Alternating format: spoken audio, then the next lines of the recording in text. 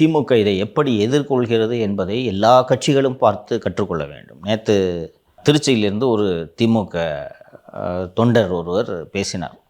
ஆனால் நீங்கள் பூத்துக்கு 10 ஏஜென்ட் போட்டிருக்கிறதா சொன்னீங்க நிகழ்ச்சியில். 30 பேருண்ணே, ஒரு பூத்துக்கு 30 பேர். என்னையா சொல்கிறேன்னு கேட்டேன். 30 பேருண்ணே.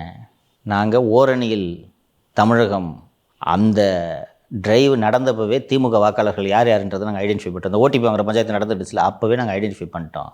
எதுலாம் எக்ஸஸ் ஓட்டு இருக்குன்றது எங்களுக்கு தெரியும். சரி, இப்போ என்னப்பா இன்ஸ்ட்ரக்ஷன்? ஒரு ஓட்டை கூட நீக்க விடக்கூடாதுன்றதானே எங்களுக்கு இன்ஸ்ட்ரக்ஷனு. தேர்தல் அதிகாரிகள் செக் பண்ணும்போது நாங்கள் கூடவே போனோம். ஒரு ஓட்டை நீக்க விடக்கூடாது, இதுதான் எங்களுக்கு இன்ஸ்ட்ரக்ஷனு. எக்ஸஸ் ஓட்டுனா என்னதுங்க? இறந்து போயிருப்பாங்க, வீடு மாற்றி போயிருப்பாங்க. அந்த இடத்துல அந்த வீடு மாற்றி இது மாதிரிலாம் போயிருக்காங்களா, அந்த இடத்துல வேறு ஆட்களை வைத்து ஓட்டு போட சொல்லலாம். இன்னொன்று, 100% எங்கேயுமே போலிங் நடக்கிறது இல்லையே.